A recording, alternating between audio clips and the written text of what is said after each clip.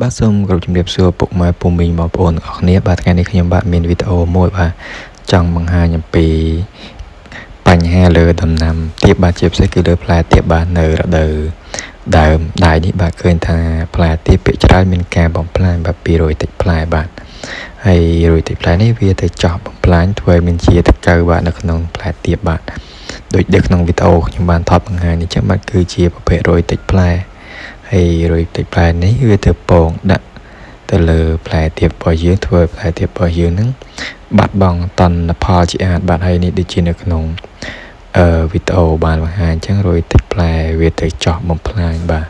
ហើយជាទូទៅផ្លែទៀបគឺមានបញ្ហាពីរគឺតកៅនៅក្នុងសាច់ដែលយើងពេលវាទុំគឺបកចេញជាសមកគឺមានតកៅសហ្នឹងបាទហើយទី2នោះគឺ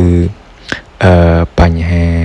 ចៃសតែនៅលើដំណាំទៀបខ្ញុំចៃសវាអត់មានចោតជាបញ្ហាទេបាទ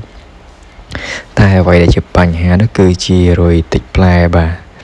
ហើយទោះបីយើងខ្ញុំធ្វើការដាក់អន្ទាក់ស្រាំងឬយ៉ាងម៉េចក៏ដោយក៏វានៅមានមួយមកបំផ្លាញដែរបាទហើយមួយរយៈចុងក្រោយនេះគឺឃើញច្រើនពាក់ព័ន្ធពីផ្លែទៀបហ្នឹងបាទដល់ពេលដែលទុំហើយហ្នឹងគឺដល់ពេលបកមកទៅឃើញរុយដល់ហើយសំទុះគឺជាដង្កូវបាទដង្កូវតូចបាទនៅក្នុងផ្លែទៀបហ្នឹងបាទធ្វើឲ្យការបរិភោគរបស់ខ្ញុំហ្នឹងក៏មិនអាចទទួលទានបានបាទហើយជាក់ស្ដែងបាទនេះគឺជាផ្លែទៀបដែលខ្ញុំថតមុនហ្នឹងហើយនេះគឺជាការផ្លាញរបស់វាបាទនៅពេលដែលទុំយើងបកទៅបាទឃើញស្នាមចំខ្មៅហ្នឹងគឺជាកន្លែងដែលដង្កូវបាទចោះដែលពងរុយទឹកផ្លែហ្នឹងគឺវាញាស់បាទហើយនេះគឺផ្លែពីរដែលនៅតាមនេះខ្ញុំទៅបកមកហ្នឹងបាទហើយ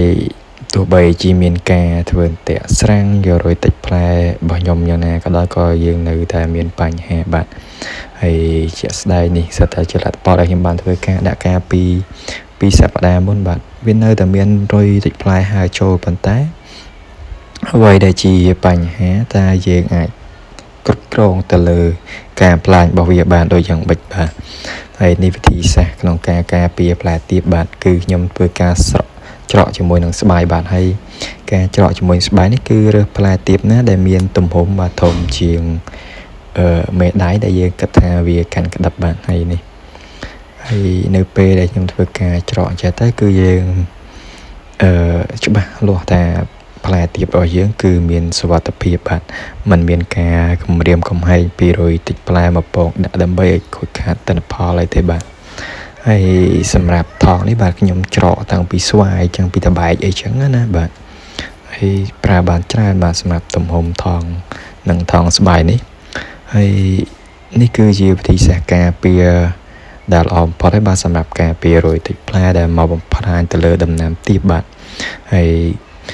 ខ្ញុំមានវីដេអូដែលតែប៉ុណ្្នឹងទេបាទពាក់ព័ន្ធជាមួយនឹងការពារបាទផ្លែទៀបរបស់យើងបាទដើម្បីទទួលបានទិន្នផលហើយយកទៅហូបទៅបាទទទួលទាននោះដែលមិនមានជាបញ្ហាអ្វីបាទសូមអរគុណបាទសូមកុំភ្លេចជួយចុច like និង subscribe អ្នកមួយផងបាទដើម្បីទទួលបានវីដេអូថ្មីៗបាទសូមអរគុណបាទ